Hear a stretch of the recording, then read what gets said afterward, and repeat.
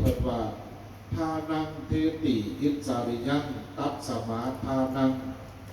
การที่ทำบุญให้ทานเพื่อเฟื่อดีแบนซอยเหลือเจือจูดสังคม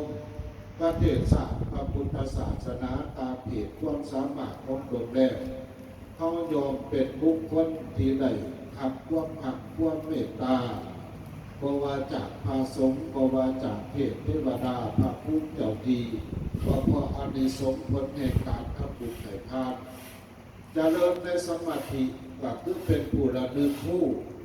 เป็นผู้ระลึกในใจว่าเขามีหน้าที่เขามีความรับผิดชอบเขามีทัศนคิดที่จะเห็นให้ครอบครัววงตระกูล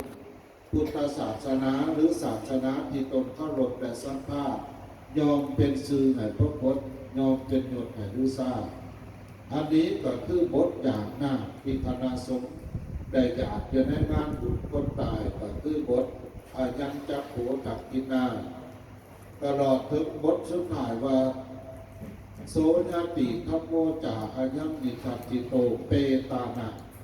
ตลอดถึงดวงจิตวิญญาณของเปรตอสุรกายผู้เรือนร้อยในเคหาสถานเท่าในทำบุญใส่บาตรญาติแผ่บุญกุศลไปให้แล้วพวกเขาเรานั่นก็จะมีพลังจิตภาสมบัติแล้วจะได้มีพบกอบปกป้องให้เขาเป็นผู้ที่อยู่ดีกินดีต้อนรับวันดีปราศจากภัยอันตรายดังนี้เป็นต้นอันนี้ก็คือการฉลองพระศาสตร์ดอกเพิง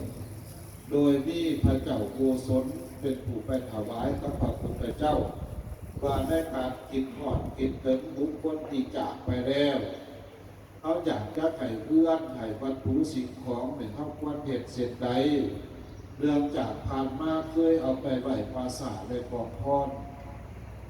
พระพุทธเจ้าก็จึงได้ตัดกับพระเจ้าโกศลว่าบุญกุศลที่จะเป็นทิพย์สมบัติได้ทิพย์สมบัติได้นั้น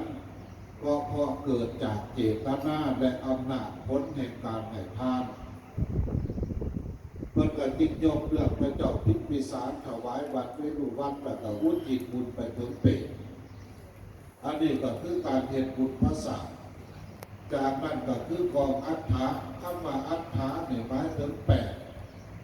อัฏฐะในหมายถึงแปดนอกจากเขาเห็นบุญพระศาสตร์เสื่อมผ่าสินสูงบุญจิตไหนคนตายแล้วพันว่าสิ่งที่ควรเด็ดก็คือศาสตร์กองอัฏฐะกองอัฏฐะนี่จะเป็นปัจจัยสีเป็นเหตุให้มีพระสงฆ์กับลูกอยู่ได้พระพุทธศาสนาได้ยอมได้คำปฏิสงฆ์ได้การไถ่ทานอัฏฐะคำว่าแปดนี่ได้ให้ได้แปดนี่เขาจือแบบง่ายๆว่าผ่าสามผ่าสี่เล็กสามหนักหนึ่งผ่าไตเล็กสามเนี่ยกับมีบามีเข็มมีมีดตะเล็บหน้าหนึ่งกับคือทำประกบอันเรื่องเหลืองในกองหน้าเพราะว่าในสมัยพุทธกาลประเทศอินเดียเนี่ยได้สุภูทวีปเพราะว่าแต่อดีตปัจจุบันก็ดีเวลาเขาจ่อหน้าเขาหน้าปลาขึ้นมาเนี่ยเขามาใส่คุกไหวละป้าไหวป้าบ้านเพิ่มมือนี่จะเป็นบุญของเขาเต็มอยู่ในขวดนั่นโดยเฉพาะผู้ได้ไปอินเดียกับสิเกต